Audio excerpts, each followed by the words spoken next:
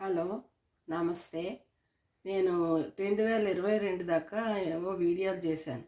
తర్వాత చేద్దామంటే కొంచెం అనివార్య కార్యాల వల్ల చేయలేకపోయాను. మళ్ళీ ఇప్పుడు మొదలుపెట్టాను. ఈవేళ నేను చేసే పదార్థం ఏంటంటే బీరకాయ నాట్ల వేపడం కూర. అది చాలా బాగుంటుంది. దానికి కావాల్సిన పదార్థాలు సాల్టు, కారం, ధనియా జీరా పౌడరు, పసుపు, బీరకాయలు. ఈ బీరకాయలను ముందర కడిగేసుకుని పెట్టుకున్నాను. బీరకాయలని కడుక్కోవాలి ముందుగాను. కడిగాను. ఇప్పుడు పీల్ చేసుకుందాం. పీల్ చేసుకున్నాక మిగతా ప్రాసెస్ చెప్తాను. ఇలా పీల్ చేశారు కదా, ఇలా పీల్ చేసేసి దీన్నేమో పక్కకు పెట్టి దీన్ని ఇలా చూడండి, ఇలా లైట్గా కోసుకోవాలి. ఇవి నాట్లు అంటారు ఇప్పుడు. ఓకే, ఇలాగ ఇగోనండి, ఇలా కట్ చేసుకున్నాం కదా. ఇలా కట్ చేసిన దాన్ని ఇగో ఇలా ఇలా మధ్య మధ్యలో ఇలా నాట్ల కింద పెట్టుకోవాలన్నమాట.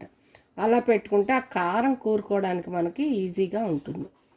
ఇగో ఇలా మూడే మూడు, పూర్తిగా కట్ చేయకూడదు.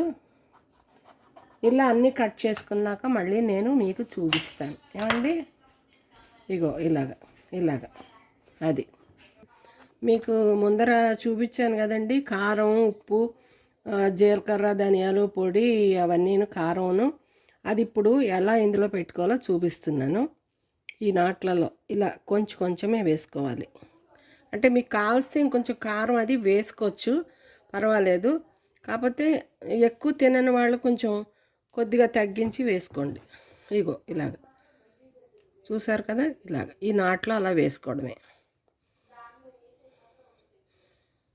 మొత్తం అన్నీ ఇలా కూరుకున్నాక నెక్స్ట్ ప్రొసీజర్ చూపిస్తాను. ఇదిగో ఇలాగ నెక్స్ట్ ప్రొసీజర్ చూపిస్తాను. ఇలాగ అన్నీ కూరేసుకున్నాం.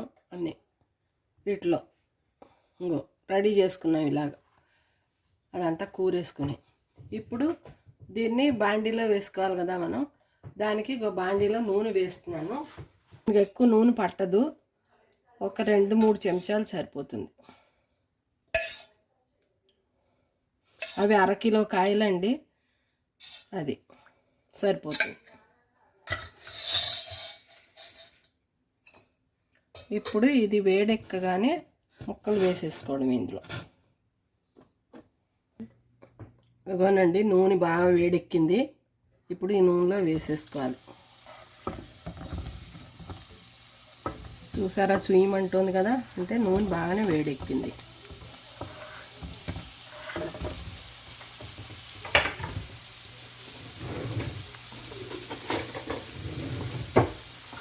ఒకసారి ఇలా కడిపేసి దీని మీద మూత పెట్టుకోవాలి.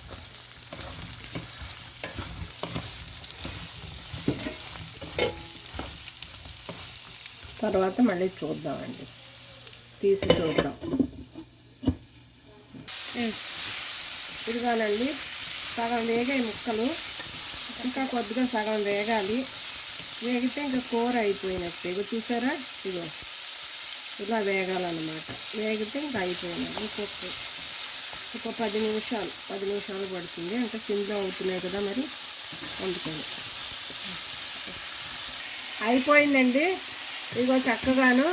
ఇప్పుడు బౌల్లోకి తీసేసుకొని, వడ్డించుకునే బౌల్లోకి తీసేసుకొని గార్నిష్ చేసుకుందాము. నెక్స్ట్ ఐటెము ఈ బీరకాయలు పీల్ చేసాం కదా, ఆ పీల్ చేసిన వాటితో పచ్చడి చేస్తున్నాను. చాలా బాగుంటుంది. అన్నానికి, ఇడ్లీకి, దోశకి కూడా చాలా బాగుంటుంది. చపాతీకి కూడా బాగుంటుంది. ఈ కూర అన్నానికి, చపాతీకి, అన్నింటికి బాగుంటుందండి. అది కూర అయిపోయిందండి, బౌల్లోకి తీసేసుకున్నాను. ఇగో ఇప్పుడు దానికి కొత్తిమీరతో గార్నిష్ చేసుకుంటున్నాను. అంతేనండి.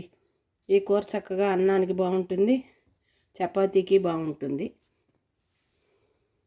మీరు ఆస్వాదించి ఎలా ఉందో నాకు కామెంట్ చేయండి. ఈ కూరని చూసి మీరు ఆస్వాదించి సబ్స్క్రైబ్ చేయండి, బెల్ ఐకాన్ నొక్కండి. Thank you very much. ఇంకో ఐటెంతో మళ్ళీ కలుస్తాను.